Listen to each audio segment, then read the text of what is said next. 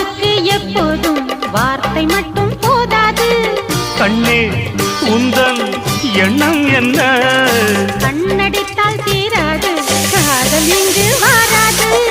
என்னை தந்தே இன்னும் என்ன? பெண்மை என்றால் வீரனுக்கே மாலை தந்துவிடும், வீரமுள்ள கைகளுக்கே சேலை தந்துவிடும். ஓ